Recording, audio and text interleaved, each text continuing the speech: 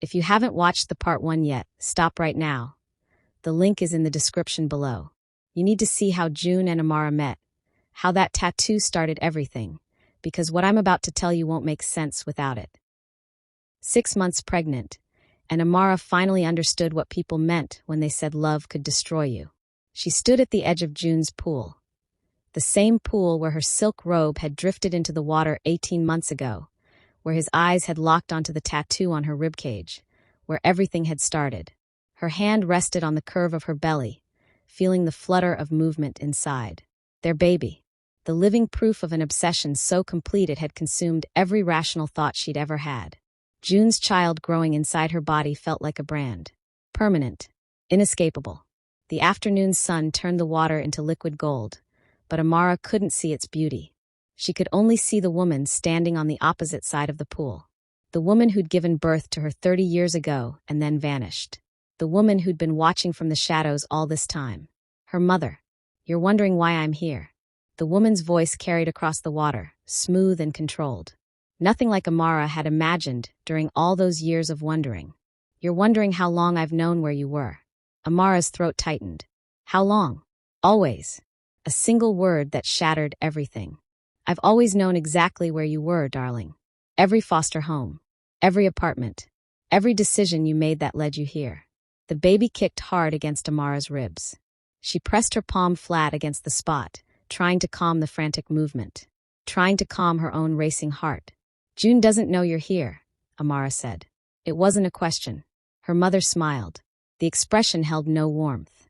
Your husband doesn't know a lot of things. That's what makes this so perfect.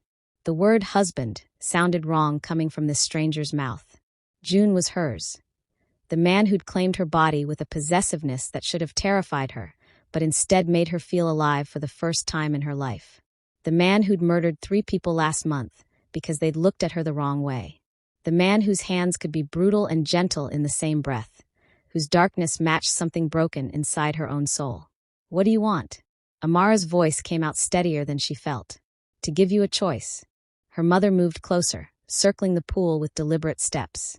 Before it's too late. Before the baby comes and you're trapped forever in a lie I helped create. Amara's blood went cold. What lie?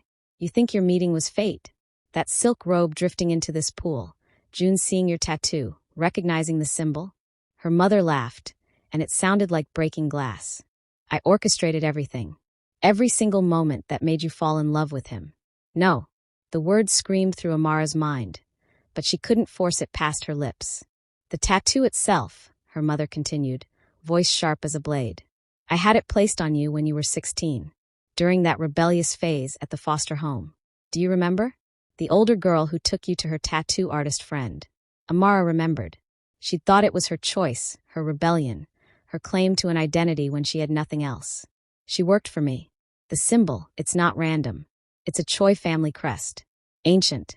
Unmistakable to anyone who knows the old families. Her mother's eyes glittered with something that might have been pride. I knew June would recognize it. I knew he'd be curious.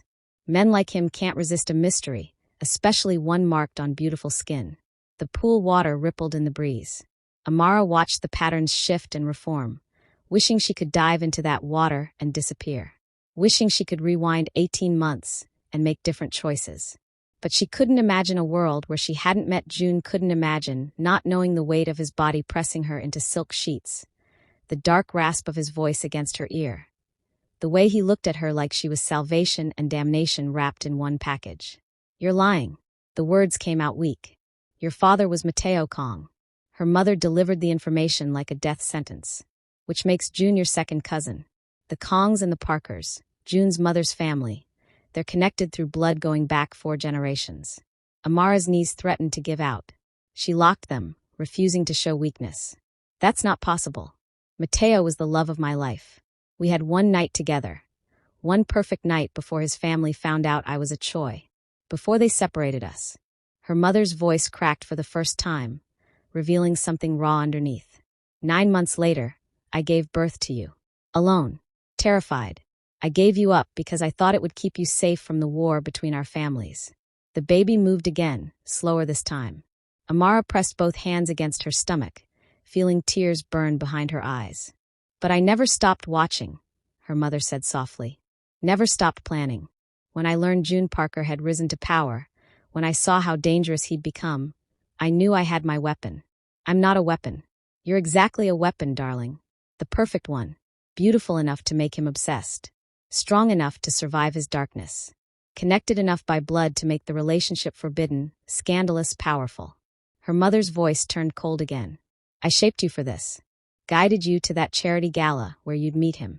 Made sure you'd be staying at the estate next door. Made sure your robe would accidentally end up in his pool. Yeah, Amara's entire life was orchestrated by a mother she never knew. And it gets so much worse from here. If you're already feeling the betrayal, drop a comment with your reaction and click on subscribe if you haven't. Also stick with me, because June's response to all of this? You're not ready. Amara's chest constricted. Every breath felt like swallowing glass. Why? The question tore from her throat. Why would you do this? Her mother's expression shifted into something almost tender. Almost. Because June Parker controls everything the choice lost.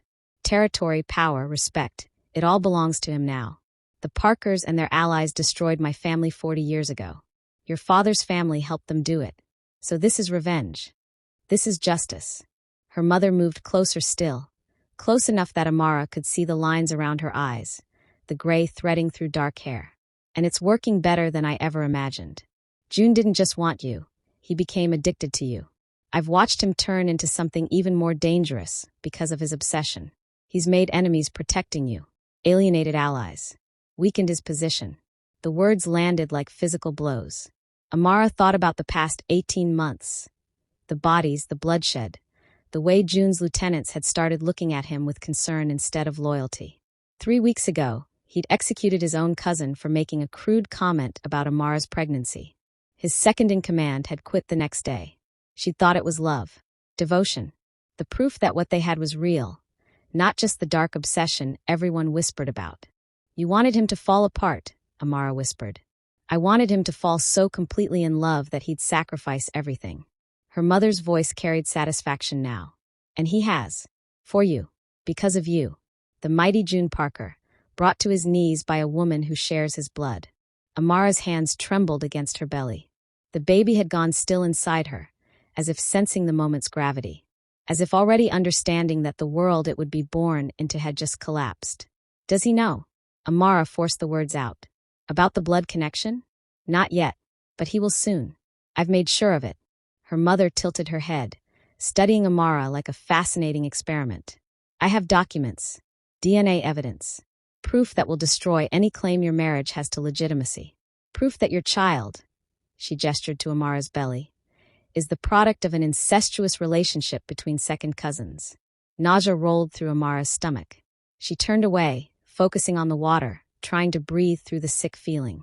That baby, her mother continued, relentless, was supposed to be my triumph. A Choi heir carrying Kong and Parker blood. The perfect symbol of everything coming full circle. I was going to wait until after the birth to reveal everything. Let June hold his child, fall even deeper into love with you both, and then tear his world apart with the truth. You're insane. Amara's voice shook with rage now, cutting through the fear. This is sick. This is strategy. This is what powerful families do. We play long games. Her mother's tone hardened. But then I saw how he looks at you. How you look at him. I realized you actually fell in love with him. Real love, not just the physical obsession I'd planned for. Amara wanted to deny it. Wanted to claim it had always been just attraction. Just the pull of his danger and power. But she couldn't lie about this. Not when June's face filled her mind. The rare moments when his brutal exterior cracked and she saw something vulnerable underneath. The way he touched her swollen belly with hands that had killed dozens, his expression soft with wonder. The nightmares he had where he woke up terrified something had happened to her. I love him. The admission felt like a confession and a defiance both. I know. Her mother's voice held something that might have been regret. That's why I'm here. To give you a choice I never had. What choice? Leave him now. Before the truth comes out. Before the baby is born into this nightmare. Her mother pulled an envelope from her jacket. I have tickets. New identities. Money. Enough to disappear and start over somewhere June will never find you. Raise your child away from all of this. The envelope landed on the pool deck between them. Amara stared at it like it was a snake. Or, her mother continued, you stay. You let me reveal the truth to June. You watch his empire crumble. You see if his love survives knowing you're his cousin, knowing your entire relationship was built on my manipulation. You find out if the baby growing inside you becomes a symbol of unity or scandal. Amara's mind raced. June's face swam through her thoughts, the first time he'd touched her, claiming her mouth with bruising intensity. The night he'd proposed, his voice rough with emotion she'd never heard from him before. Yesterday morning, when he'd pressed his lips to her stomach and murmured promises to their unborn child in Korean. He'll choose you anyway, her mother said quietly. I've watched him long enough to know. June Parker would burn his entire world down before letting you go. That's what makes this perfect. That's what will destroy him completely. You want me to stay? Realization crashed over Amara. You want me to choose him so you can watch him suffer. I want you to understand what you're choosing. Her mother's voice carried unexpected weight. If you stay, June will find out the truth eventually. Someone will use it against him. Your marriage will be questioned. Your child's legitimacy will be questioned. And June, she paused. He'll have to decide if loving you is worth losing everything he's built. A sound came from inside the house. Footsteps. June was home early. Amara's heart lurched. She wasn't ready for this. Wasn't ready to see him and know everything might be a lie. Wasn't ready to choose between the only family she'd ever known growing inside her and the man who'd become her entire world. Decide, her mother hissed. Leave now with me, or stay and face what's coming. The footsteps grew louder. June's about to walk into the most devastating moment of his life. And Amara has seconds to make a choice that will change everything. If your heart is racing right now, hit that like button. Comment whether you think she should run or stay. Let's keep going. June appeared in the doorway leading to the pool deck. Everything in Amara's body responded to him instantly. The way it always did. The way she'd thought was fate, but now knew might be manipulation. His dark eyes scanned the area, landing on her first, then shifting to the woman across the pool. Recognition flickered across his face, followed immediately by something deadly. Get inside, Amara. His voice was calm. Too calm. The tone he used before people died. Her mother smiled. Hello, June. It's been a long time. Not long enough, Sumin. June moved forward, positioning himself between Amara and her mother with predatory grace. You were told never to come near my territory again. Sumin. Her mother had a name. Amara filed it away with all the other revelations fracturing her reality. Your territory? Sumin laughed. Still so possessive. Still so convinced you own everything and everyone in your reach. Including my daughter. The word daughter made June's shoulders tense. Amara saw it. The subtle shift in his posture. The way his hand moved closer to the gun she knew he kept holstered at his back. She'd watched him kill before. Watched him do it without hesitation when someone threatened what was his. She should be terrified. Instead, some sick part of her felt safer with him between her and danger. Inside. Now. June didn't look at Amara, but the command was absolute. She deserves to know the truth, Sumin called out. Don't you think? Before the baby comes? Before you trap her completely in your world of blood and violence. June's jaw clenched. Whatever you told her, it's a lie. Is it? Ask her about her father, June. Ask her who Mateo Kong was. The name hung in the air like poison gas. June went completely still. That terrifying stillness that preceded explosions of violence. Amara had seen it before. Once, when a rival boss had disrespected her at a meeting. June had ripped the man's throat out with his bare hands. You're lying. But June's voice held uncertainty now. Am I? Look at her face. Look at the tattoo you first noticed, the one that started all of this. Sumin's voice turned cruel. That's a Choi family crest, June. You recognized it 18 months ago because you've seen it before. In the history books. In the old family records your mother kept. Amara watched June's hand ball into a fist. I had it placed on her specifically for you. Sumin continued, relentless. 16 years old, rebellious, desperate for identity. So easy to manipulate. So easy to mark with the symbol I knew would catch your attention. June finally turned to look at Amara. His expression was unreadable, but she saw something crack behind his eyes. Doubt. The first real doubt she'd ever seen from him. Is it true? His voice was barely a whisper. About your father? Amara's throat closed. She wanted to lie. Wanted to protect him from this. But she couldn't force the words out. Her silence was answer enough. June's face transformed. Not with anger. That would have been easier. With something worse. Pain. Raw and devastating and completely unlike the invincible crime lord she'd married. How long have you known? Each word came out carefully controlled. She just told me. Amara found her voice. 20 minutes ago. I didn't know anything before that. June, I swear. The tattoo. He cut her off. When did you get it? When I was 16. But I didn't know what it meant. I thought it was just a design. I didn't know about my father or the families or any of this. Words tumbled out desperately. I didn't know about you. But I knew about her. Sumin's voice carried across the pool like a verdict. I knew about both of you. I've known for 30 years that Mateo Kong and your mother's cousin produced a child together. Second cousins, June. You and Amara share blood. The words settled over them like fallout. June's hand went to his head, fingers threading through his hair. A gesture of distress she'd never seen from him. He was always controlled, always certain. Seeing him shake apart felt like watching a building collapse. You orchestrated everything, he said finally. Not a question. Everything. The gala where you met. Her stay at the neighboring estate. The robe in your pool. Even, Sumin's smile turned vicious. Even the pregnancy, in a way. I knew you'd never use protection with her. I knew your obsession would override caution. Amara felt something inside her chest crack. She'd thought the baby was theirs. A choice made in passion and love. Learning it had been predicted, planned for, weaponized somehow made the life inside her feel tainted. June turned back to Amara slowly. His eyes swept over her face, her body, the swell of her pregnancy.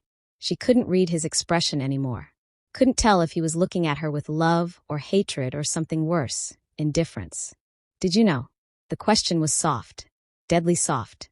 At any point, did you know what she'd done? No. Amara's voice broke. I swear on our baby's life, I didn't know. I thought. Tears burned her eyes. I thought it was real. I thought we were real. You were supposed to be. Sumin's voice had gone quiet now, almost reflective. Real enough to destroy him. That was always the plan. Make June Parker fall so desperately in love that when the truth came out, it would break him completely. June's laugh was bitter and sharp. Congratulations. It worked. He turned and walked toward the house. Amara's heart stopped. June, wait. Don't. He paused in the doorway without looking back. I need to think. His voice fractured. I need to not be near either of you right now. Then he was gone. Amara stared at the empty doorway where June had disappeared. Her entire body felt numb, disconnected from reality. The baby kicked, hard, insistent, and she pressed her hand against the movement, trying to ground herself. He'll come back, Sumin said from across the pool. He always comes back to you. That's the problem. Amara turned on her. Rage flooded through the numbness, hot and sharp. Get out. Amara, get out. The scream tore from her throat. You destroyed everything. You used me, you used him, you used this baby. Her voice cracked. What did you think would happen? That I'd thank you. Sumin's expression remained calm. Infuriatingly calm. I thought you'd understand. Eventually. When you're older and you've seen what these families do to each other, how they destroy lives for power. You destroyed my life. Amara's hands shook. I had nothing before June. No family, no home. No one who gave a damn if I lived or died. And he. Tears streamed down her face now. He made me feel like I mattered. Like I was worth protecting. Worth loving. He made you feel owned. Sumin's voice hardened. There's a difference. No. You don't get to tell me what I feel. Amara moved toward her mother. Each step deliberate despite her swollen belly. You've been watching from the shadows for 30 years, but you don't know me. You don't know him. You don't know what we have. I know he's killed 17 people since you got pregnant. Sumin didn't flinch. 17. Because they looked at you wrong, spoke to you wrong, breathed near you wrong. That's not love, darling. That's obsession. That's ownership. Amara stopped walking. The number 17 echoed in her head. She'd known about some of the deaths, the obvious ones, the public ones. But 17? He's protecting me, she whispered. He's destroying himself for you. And taking you down with him. Sumin pulled out the envelope again. Last chance. Come with me now. Disappear before this gets worse. It can't get worse. Oh, sweetheart. Sumin's laugh was sad. It can always get worse. June's enemies know about you now. They know you're his weakness. When they find out about the blood connection, about how your entire relationship was fabricated, She shook her head. They'll use it to tear him apart. And you'll be caught in the crossfire. Amara looked down at her belly. The baby moved again, slower now. Tired maybe. Or sensing its mother's distress. Why are you really here? Amara asked quietly. If everything went according to your plan, why warn me now? Why give me an out? Sumin was silent for a long moment. When she spoke, her voice had lost its edge. Because I watched you at the hospital last month. When June got shot protecting you from that ambush. I saw how you fell apart in that waiting room. How you screamed at the doctors to save him. She paused. How you looked exactly like I did 30 years ago when they told me Mateo was dead. The confession hung between them. You loved my father, Amara said. I loved him more than anything. More than my family's honor, more than my own life. Sumin's eyes glistened. And when the Kongs killed him for being with a Choi, when they made it look like a rival gang execution, I wanted revenge so badly I could taste it. I spent 30 years planning this. 30 years preparing to destroy everyone who took him from me. Including me. Amara's voice was hollow. Including you. Sumin didn't deny it. You were supposed to be my weapon. My perfect instrument of revenge. But watching you love June the way I loved Mateo. Her voice cracked. I can't do it. I can't watch you go through what I went through. Amara wanted to feel something. Sympathy maybe. Understanding. But there was nothing inside her except emptiness. So you're giving me a choice you never had, she said. Leave now, or stay and watch everything burn. Yes. And June? What about him? Sumin's expression hardened again. June Parker chose his path a long time ago. He built his empire on blood and violence. He doesn't get to claim innocence now. Neither do you. Amara's voice was steel. You built this trap for 30 years. You manipulated everyone. If June's guilty, so are you. I know. Sumin met her eyes. I've known from the beginning. But I was willing to damn myself for revenge. The question is, are you willing to damn yourself for love? Before Amara could answer, a sound came from inside the house. Breaking glass. A shout. June's voice raised in anger. Amara moved toward the door immediately, instinct overriding everything else. But Sumin grabbed her arm. Don't. He needs space right now. Going in there while he's. Let go of me. Amara jerked free. Whatever you think you know about him, you're wrong. He won't hurt me. That's not what I'm worried about. Sumin's voice dropped. I'm worried he'll hurt himself. Men like June, when they break violently. Another crash from inside. The sound of furniture hitting a wall. Amara hesitated. She'd seen June angry before. Seen him brutal and cold and terrifying. But she'd never seen him out of control. Never seen him break. The baby kicked again, and pain shot through her side. Sharp. Wrong. She gasped and pressed her hand to the spot. Amara. Sumin's voice shifted to concern. What is it? Nothing. Just another pain, deeper this time. The baby's just active today. But even as she said it, Amara knew something was wrong. The kicks had stopped. The movement inside her had gone completely still. The stillness inside her belly was absolute. Terrifying. Amara's breath caught. She pressed both hands against her stomach, waiting for movement. Any movement. The baby had been so active just minutes ago. Kicking, turning, making its presence known with every flutter. Now there was nothing. Something's wrong. Panic climbed her throat. The baby stopped moving. Sumin moved closer, her face shifting from manipulator to mother in an instant. How long? I don't know. A minute. 2. Amara's voice rose. It was kicking and then it just stopped. Another crash from inside the house, followed by June's roar of rage. The sound was primal, broken. Nothing like the controlled violence she'd witnessed before. We need to get you to a hospital. Sumin reached for her phone. No. Amara shook her head, even as fear clawed through her chest. June. I need June. Amara, if something's wrong with the baby. I need June. The scream ripped from her lungs. She didn't care about the revelations anymore. Didn't care about manipulation or blood connections or revenge plots. She needed her husband. The father of her child. The man whose darkness matched hers perfectly. She stumbled toward the house, but another pain lanced through her abdomen. Different this time. Lower. Sharper. Wrong in a way that made her blood run cold. June. His name tore from her throat. The crashing inside stopped immediately. Footsteps pounded through the house. Then June was there, filling the doorway, his face a mask of anguish that cleared the moment he saw her bent over in pain. Amara. He crossed the distance between them in 3 strides. His hands went to her face, her arms, checking for injuries. What happened? What's wrong? The baby. Tears blurred her vision. It stopped moving.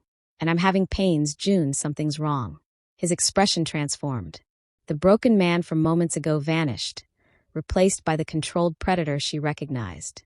He scooped her into his arms with terrifying gentleness. I'm taking you to the hospital. Now. His voice was absolute authority. June, we need to talk. Later. He carried her toward the house. Nothing matters except you and the baby right now. Everything else can wait. Sumin stepped forward. I'll come with. June's eyes cut to her. The look he gave her would have frozen blood. You've done enough. Get off my property before I forget you're her mother. He didn't wait for a response. Just carried Amara inside, moving with purpose through the house toward the garage. She could see the destruction he'd left in his wake. Shattered picture frames, overturned furniture, a hole punched through the wall. Evidence of a man coming apart at the seams. But his hands holding her were steady, gentle. The same hands that had just destroyed his study held her like she was made of glass. I'm sorry, she whispered against his chest. June, I'm so sorry. I didn't know. I said later. His jaw clenched. Right now, I just need you to be okay. You and the baby. That's all that matters. He placed her in the passenger seat of his car with excruciating care, buckling her in before sliding behind the wheel. The engine roared to life. June didn't bother opening the garage door properly. Just hit the remote and gunned the engine before it was halfway up, ducking them under with inches to spare. Amara pressed her hands to her belly again. Still nothing. No movement. No reassuring kicks. Just terrible, empty silence. Talk to me. June's voice was tight as he navigated the streets with controlled aggression, weaving through traffic. What kind of pain? Where? Lower abdomen. Sharp. And the baby. Her voice broke. It was moving so much earlier. Then it just stopped. June's knuckles went white on the steering wheel. He grabbed his phone with one hand, hitting speed dial. This is Parker. I need Dr. Chun at the hospital immediately. Obstetric emergency. My wife. He paused. I don't care if she's off duty. Get her there in 10 minutes, or I'll burn the hospital down. He ended the call and reached for Amara's hand. His thumb traced circles on her palm, a gesture he always used to calm her. The fact that he was doing it now, after everything, after learning their entire relationship might be built on lies, made her chest tighten with emotions she couldn't name. It's going to be okay, he said, more to himself than to her. You don't know that. I do. His voice was steel. Because I won't accept any other outcome. You and this baby. He swallowed hard. You're both going to be fine. They pulled up to the hospital's emergency entrance. June didn't bother parking. Just abandoned the car there, engine still running. He had Amara in his arms again before she could protest, carrying her through the automatic doors. I need a doctor. His voice commanded the entire waiting room.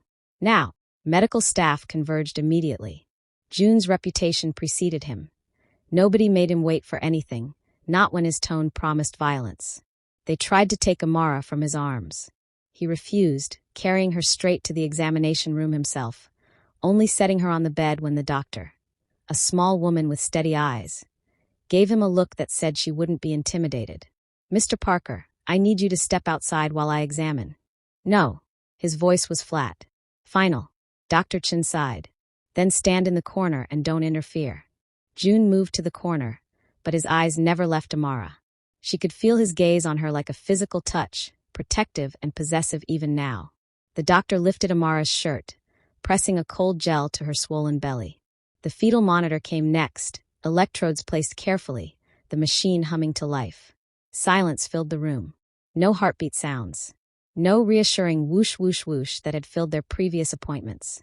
Just terrible, devastating silence. Dr. Chin adjusted the monitor, moved the probe across Amara's belly, frowned slightly. Amara watched the doctor's face, searching for any sign of what that expression meant.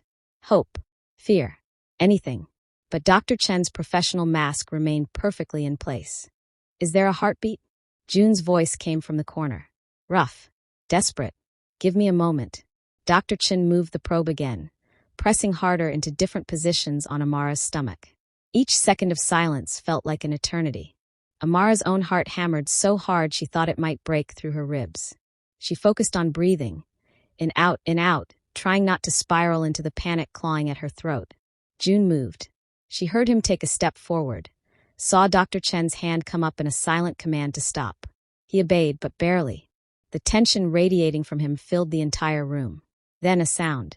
Faint at first. A rhythmic swooshing that made Amara's entire body go weak with relief. There it is. Dr. Chen's voice softened slightly. Baby's heartbeat. Strong and steady at 148 beats per minute. Amara's sob came out half laugh, half cry. Her hands pressed to her face, tears streaming between her fingers. The baby was alive. Their baby was alive. June was at her side in an instant, his hand finding hers, gripping tight enough to hurt. She didn't care. She squeezed back, anchoring them both. Why did it stop moving? June demanded. Why isn't it moving now? Dr. Chen continued her examination, measuring, checking, her eyes on the monitor. The baby's position has shifted. See here. She pointed to the screen. Babies turned, which can sometimes limit movement temporarily. Combined with stress, her eyes flicked to Amara. High maternal stress can affect fetal activity. Stress. The word felt inadequate for what Amara had experienced in the past hour. Learning your mother orchestrated your entire life. Discovering your husband is your cousin. Watching the man you love shatter. Finding out your relationship might be a weapon designed to destroy him.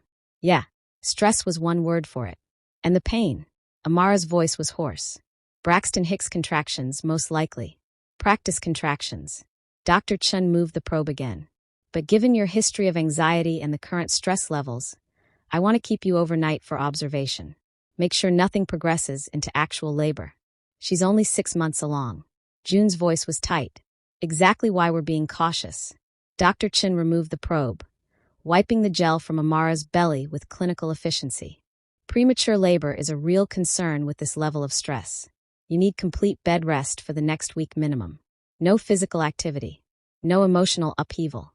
No emotional upheaval. Amara wanted to laugh hysterically. Too late for that. I'll stay with her. June's tone left no room for argument. Dr. Chen raised an eyebrow. Mr. Parker, hospital policy. I don't care about policy. His voice dropped to something dangerous. My wife stays here, I stay here. That's not negotiable.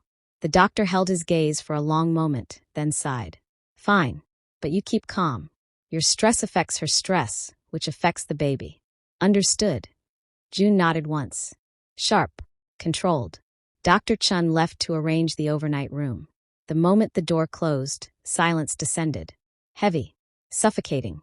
All the words they hadn't said hanging between them like razor wire. Amara spoke first. June, don't. He turned away, running both hands through his hair. Not here. Not now. We have to talk about it eventually. I know. His shoulders were rigid with tension. But right now I can't. If I think about what she told us, about what it means. His voice fractured. I'll lose control again. And the doctor's right. You need calm. She watched him struggle with it. Watched the brutal effort it took for him to lock everything down. To prioritize her, and the baby over the rage and betrayal tearing him apart inside. This was the man Sumin claimed was just obsessed. Just possessive. Just dangerous. But Amara saw something else. Someone capable of putting her needs above his own pain. Someone fighting his nature to keep her safe. I didn't know, she whispered. I swear to you, June. I didn't know about any of it. He turned back to her. His eyes were bloodshot, haunted. I believe you. The words landed like absolution. Like salvation. But does it matter? She continued, voice breaking. If everything was manipulated from the start? If she couldn't say it. Couldn't force the word cousins past her lips. It matters. June moved closer, each step deliberate. Because regardless of how we met, regardless of what she orchestrated, what I feel for you is real. What we have is real. How can you know that? How can either of us know? He reached the bed, his hand coming up to cup her face with devastating gentleness. Because I've felt obsession before. I've felt possession. I've owned things and people and territory. His thumb traced her cheekbone. This isn't that. This is. He struggled for words. This is the only time in my life I've cared more about someone else's survival than my own. Tears slipped down her cheeks. We're second cousins. The baby, our marriage, everything people will say. Let them say it. His voice was steel. Let them question it. Let them use it against me. I don't care. Your empire means nothing without you. The words were simple, absolute, terrifying in their certainty. She wanted to destroy me by making me love you? Fine. I'm destroyed. But I'm not giving you up. Not for my reputation, not for my power, not for anything. Amara stared at him. At this brutal, dangerous man who'd killed 17 people to protect her. Who was choosing her anyway, knowing it might cost him everything. That's insane, she whispered. Probably. A bitter smile touched his lips. But we were never going to be sane together. That was never what this was. A knock interrupted them. A nurse entered, clipboard in hand. We have a room ready. Let's get you settled for the night. The private room overlooked the city. Floor-to-ceiling windows revealed the sprawl of lights below, beautiful and cold. June had undoubtedly paid extra for privacy, for space, for the ability to control who came in and out. Amara lay in the hospital bed, monitors attached to her belly, tracking the baby's heartbeat.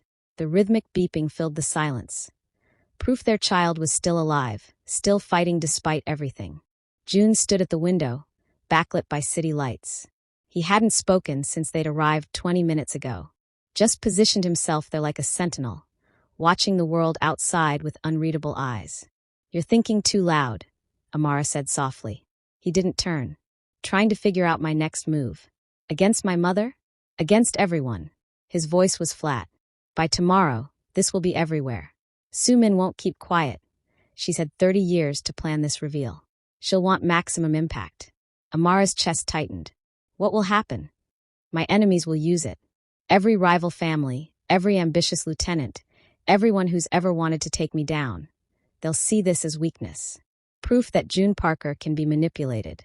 That I'm not untouchable. He finally turned to face her. They'll come for me. For us. For the baby. The monitors beeped steadily.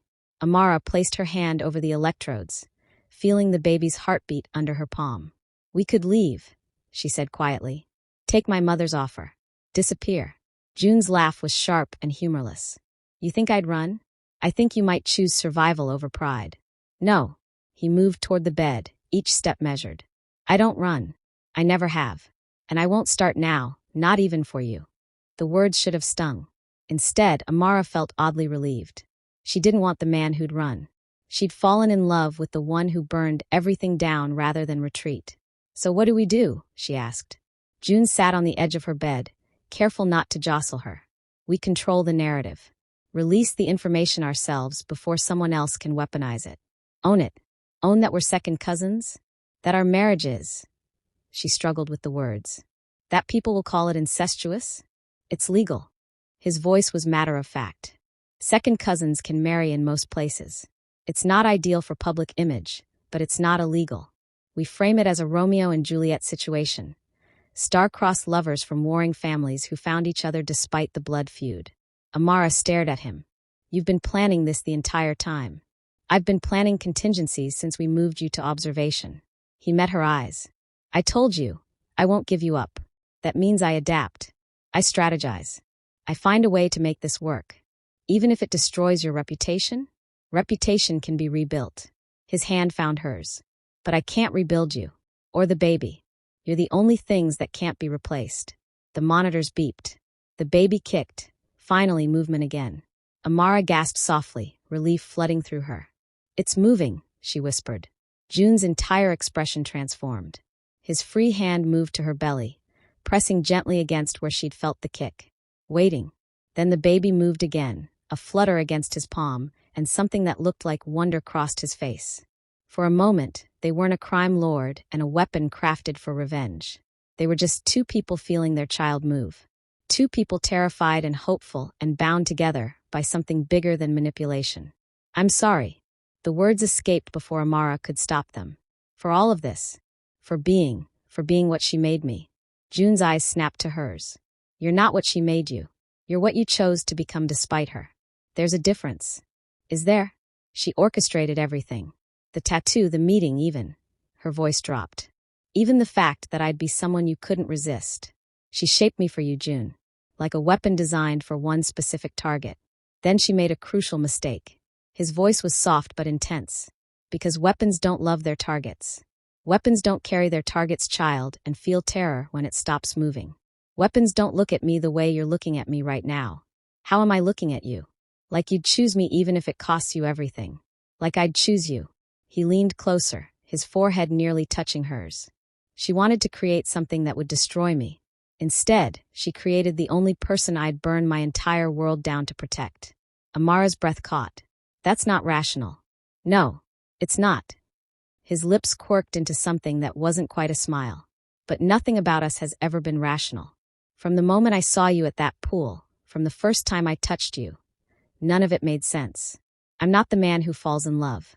I'm the man who takes what he wants and discards it when he's done. So why didn't you? Because you're not something to be discarded. You're. He struggled for words, and Amara realized she'd never seen him like this. Vulnerable. Searching. You're the only thing I've ever wanted to keep. The baby kicked again, harder. As if agreeing. As if saying it wanted to be kept too.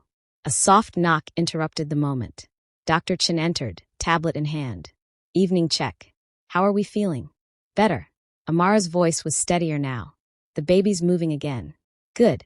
Dr. Chen checked the monitors, scrolling through data. Heartbeat stable. Contractions have stopped completely. I'd say we're out of immediate danger. But you still need that bed rest when you leave tomorrow. No stress. No drama. June and Amara exchanged a look. No drama. Right. Dr. Chen caught the look inside. I'm a doctor, not a miracle worker. Just try to keep things calm. For the baby's sake. She left. Silence settled again, but different now. Less heavy. More like two people figuring out how to move forward instead of being paralyzed by the past. We should sleep, June said. Tomorrow's going to be terrible, Amara finished. Tomorrow's going to be terrible. Yes, but neither of them slept. June pulled a chair beside her bed, close enough to hold her hand, but far enough to let her rest. He sat there in the darkness, thumb tracing patterns on her palm, his eyes fixed on the monitors tracking their baby's heartbeat. Amara watched him through half-closed lids. The city lights cast shadows across his face, highlighting the exhaustion etched into every line. This man who never showed weakness was crumbling at the edges, held together only by sheer will and the need to protect what was his. Tell me about your mother, she whispered into the darkness. June's hand stilled on hers. Why? Because if we're second cousins, she's part of this too. Part of the connection Su Min used against us. He was quiet for so long she thought he wouldn't answer. Then, my mother was a Parker through marriage, but her maiden name was Lee. The Lees and Kongs had business ties going back generations. Blood ties too, apparently, though nobody talked about it. Did she know? About my father? If she did, she never said. His voice held old pain. My mother died when I was 15. Cancer. By then, she'd already taught me everything about the families, the alliances, the blood feuds, the old grudges that never die. Like the one between the Choice and everyone else. The Choice were powerful once. Ruthless. They controlled half the city's underground before my grandfather's generation wiped them out. He paused. Or thought they did. Clearly, Su Min survived. And spent 30 years planning revenge. She's patient. I'll give her that. June's voice held grudging respect. Most people want immediate payback. She was willing to play the long game. Willing to sacrifice her own daughter for it. Amara's chest tightened. Do you think she ever loved me? Even a little. June looked at her fully then. I think she loved your father enough to destroy the world when she lost him. That kind of love doesn't leave room for much else. That's not love. That's obsession. Maybe. His eyes held hers. Or maybe that's what love looks like when it's pushed too far. When loss turns it into something twisted and consuming. The words hung between them. Amara thought about her own feelings for June. The all-consuming need, the way she'd choose him over everything rational, the darkness that matched his own. Was that love or obsession? Did it matter? We're not like them, she said softly. We're not like my mother and father. Aren't we? June's voice was quiet. I've killed for you, Amara. I'd kill more. I'd burn this entire city down if it meant keeping you safe. That's not normal. That's not healthy. But you wouldn't sacrifice me for revenge.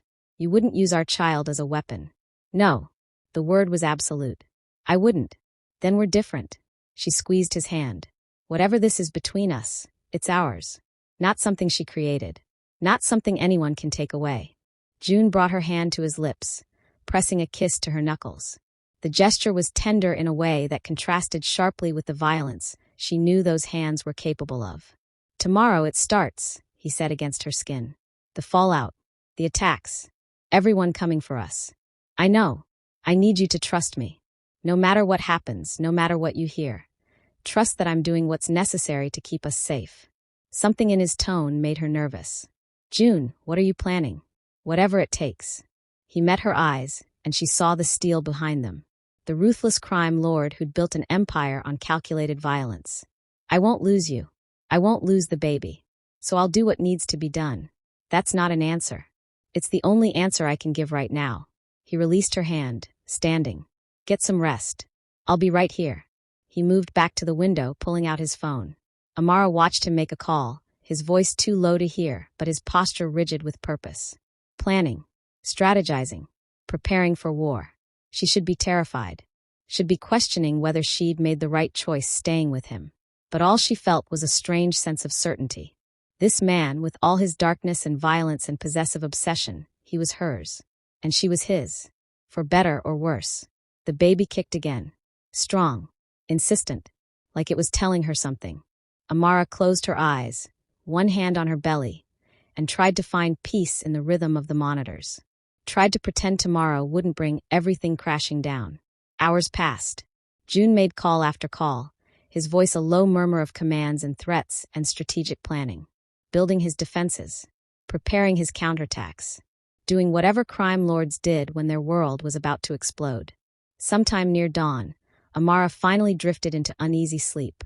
She dreamed of pools and silk robes, of tattoos that marked her as someone else's weapon, of a baby crying in the darkness while gunshots echoed in the distance. She woke to June's hand on her shoulder, gentle but urgent. Amara. His voice was tight. We have a problem. She blinked away sleep, focusing on his face. He looked grim, dangerous, like the man she'd first met, before love had softened some of his edges. What happened? Su-min released everything. It's all over the news. The blood connection, the manipulation, all of it. He showed her his phone. Headlines screamed across the screen. Mafia boss's secret shame, and Parker empire built on incest, and crime lord's forbidden love. Amara's stomach dropped. June. There's more. His jaw clenched. She didn't just release our story. She released proof that I knew. Documents she forged showing I've known about the blood connection from the beginning. Making it look like I deliberately pursued my own cousin. That's a lie. I know. But it doesn't matter. His eyes were hard. Perception is reality in my world. And right now, everyone thinks I'm either a deviant or a fool. Either way, they smell weakness. The monitors beeped. The baby moved. And somewhere in the city below, enemies were gathering. June's phone buzzed continuously. Text after text, call after call. His expression grew darker with each notification. How bad? Amara asked, though she already knew the answer. 3 of my lieutenants have already switched allegiance. 2 major suppliers cut ties within the last hour. He scrolled through messages, his jaw tight. The Kozlov family is mobilizing. They think this is their opportunity to take territory I've held for 5 years. What about your allies? Testing the waters. Waiting to see if I'm still strong enough to matter. His voice was bitter. In my world, vulnerability equals death. And your mother just painted a target on both our backs. Amara struggled to sit up, wincing as the monitors tugged at her skin. We need to respond. Tell our side. There is no our side that matters. June pocketed his phone. The damage is done. Now I have to contain it. How? He looked at her for a long moment. Something in his expression made her blood run cold. Calculation mixed with resignation. The look of a man about to make an impossible choice. By giving them what they want, he said finally. I don't understand. A divorce. The word landed like a gunshot. Public, immediate, and complete. I denounce you, claim I was seduced and manipulated, paint myself as the victim. Put all the blame on Su-min and walk away clean. Amara couldn't breathe. You're not serious. It's the smart play. His voice was emotionless. Professional. I cut ties, salvage my reputation, and rebuild without the scandal attached. My empire survives. My position remains secure. And me? The baby. I'd make sure you're both taken care of. Money, protection, everything you need. Just separately. Away from me. The monitors beeped faster. Amara's heart rate climbing. She stared at this man she'd thought she knew, searching for any sign he was bluffing. testing her. Anything except seriously suggesting he'd abandon her now. You said you'd choose me anyway. Her voice shook. Last night, you said your empire meant nothing without me. That was before I saw the full extent of the damage. June's face remained impassive. Before I calculated the actual cost of keeping you. So that's it. One bad news cycle and you're done. It's not one bad news cycle. It's a complete collapse of credibility. Everything I've built for 15 years, destroyed because I couldn't see I was being played. His voice turned harsh. Your mother won. She wanted to destroy me through you, and she succeeded. The only question now is whether I let her finish the job or salvage what I can. Amara felt like she was drowning, like the world had tilted sideways and nothing made sense anymore. This couldn't be happening. Not after everything. Not after he'd promised. Wait. She looked at June's face more carefully. At the rigid control in his posture. At the way his hands were clenched into fists at his sides, knuckles white with tension. This wasn't resignation. This was rage barely contained. You're lying, she whispered. His expression didn't change. I'm being realistic. No, you're testing me. Or. Understanding crashed over her. Someone's listening. June's eyes flicked almost imperceptibly toward the door. A warning. Confirmation. Amara's mind raced. Who was outside? One of his betrayed lieutenants? An enemy? Someone who needed to believe June was willing to cut her loose? She made a split-second decision to play along. Fine. She forced ice into her voice. If that's what you want, then go. Get out. I don't need you anyway. Amara. I said get out. She grabbed the water cup from her bedside table and threw it at him. It bounced off his chest, water splashing across his expensive suit. You're just like everyone else. First sign of trouble and you run. I should have taken my mother's offer when I had the chance. June's eyes held hers. Beneath the cold mask, she saw approval. Saw him recognize what she was doing. This is for the best, he said flatly. For both of us. Especially for the baby. Don't you dare talk about my baby. She put every ounce of venom she could muster into the words. You lost the right the moment you decided your precious empire mattered more than your own child. June turned toward the door. Paused with his hand on the handle. My lawyer will contact you about the divorce proceedings. And Amara. He looked back, his face carved from stone. Don't contact me again. It's over. He walked out. The door closed behind him with finality. Amara sat frozen in the hospital bed, her heart hammering. The monitors beeped erratically, tracking her elevated pulse. She pressed both hands to her belly, feeling the baby move in agitation, responding to her stress. Had she just made a terrible mistake? What if she'd misread the situation? What if June actually meant? Her phone buzzed.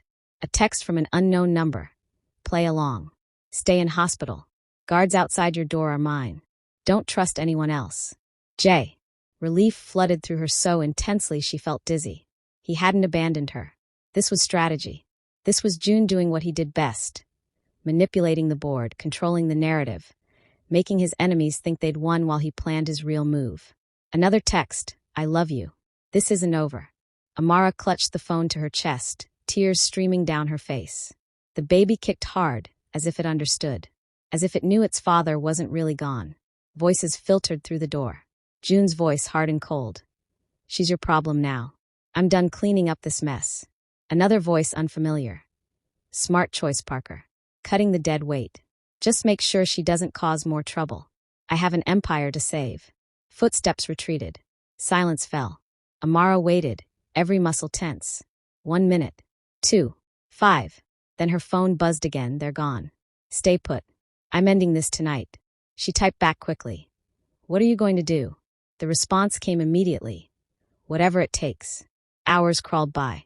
Amara lay in the hospital bed, monitors beeping steadily, phone clutched in her hand. Waiting. Every sound in the hallway made her jump. Every footstep could be friend or enemy, and she had no way of knowing which. The baby moved restlessly inside her, sensing her tension. She whispered to it softly, promises she wasn't sure she could keep. Promises that everything would be okay, that its father would fix this, that they'd all survive somehow. Her phone buzzed. A news alert.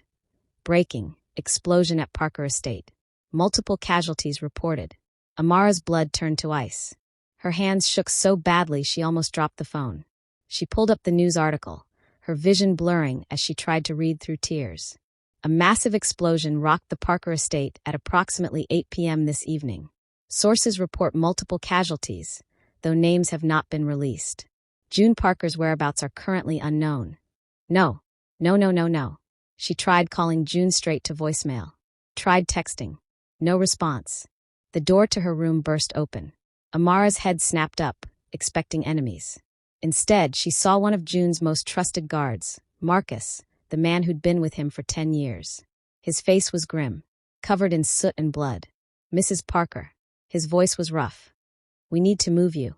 Now." "June, where's June?" "Is he?" She couldn't finish the question. "Alive. Barely.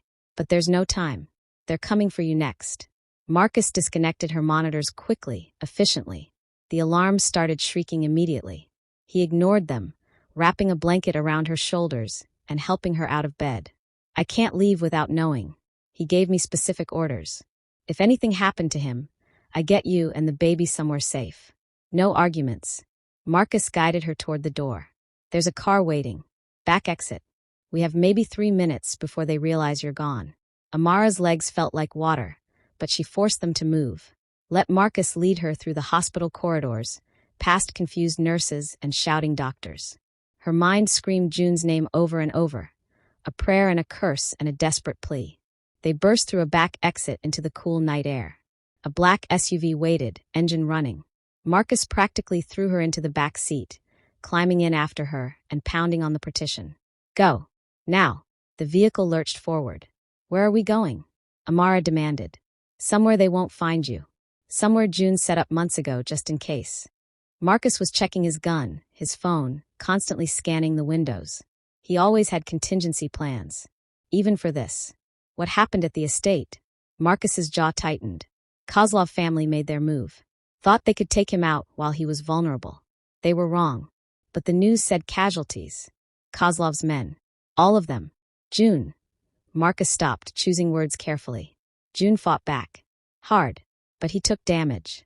He's in surgery now at a secure location. Surgery. The word echoed in Amara's mind. How bad was it? Would he survive? Would she ever see him again? The baby kicked hard, painfully. Amara gasped, her hand flying to her belly. Wrong. Something felt wrong again. "Marcus." Her voice came out strained. "Something's wrong with the baby." He looked at her, saw her face, and cursed. "How wrong?" "I don't know. It feels." Another pain, sharper this time. "Lower." "It feels like before." At the pool. Marcus grabbed his phone, barking orders in rapid succession. "Change of plans. Get us to the safe house clinic. Now." The SUV swerved, taking a hard turn. Amara braced herself against the door, breathing through the pain. Not now. Not like this. The baby couldn't come now. It was too early, too dangerous, too much like Sumin's prediction coming true. Her mother's words echoed in her mind. Their baby is meant to resurrect the Choi Empire and destroy the man Amara can't live without. No, she wouldn't let that happen. Wouldn't let her mother's manipulation extend even to this moment. They pulled up to a nondescript building. Marcus had her out of the car and inside within seconds. Medical staff, June's people, she recognized some of them, descended immediately. 6 months pregnant, premature labor symptoms, high-stress situation. Marcus rattled off to a doctor. Boss's orders, save them both, whatever it takes. They got her on a gurney. Started IVs. Checked vitals. The baby's heartbeat filled the room through monitors, fast but steady. Still fighting. Still alive. A different doctor appeared. Older, authoritative. "We can stop the labor if we act fast. But you need to stay calm. Any more stress could." "Where's June?" Amara interrupted. "I need to know if he's alive." The doctor hesitated. "Tell me. Please." "He's in surgery 2 floors up. Critical but stable." The surgeon is optimistic. Critical but stable. The words weren't comforting, but they were better than dead. Amara closed her eyes, letting relief wash over her. He was alive. They were both still fighting. "Okay," she whispered. "Okay. Do what you need to do. Stop the labor. Keep the baby safe." The medical team moved with practiced efficiency. Medicine flowed through her fore. The contractions gradually eased. The baby's movements calmed. Hours blurred together. At some point, Marcus appeared at her bedside. His expression was different. Less grim, almost hopeful. He's out of surgery, Marcus said quietly. Asking for you. Amara's throat tightened.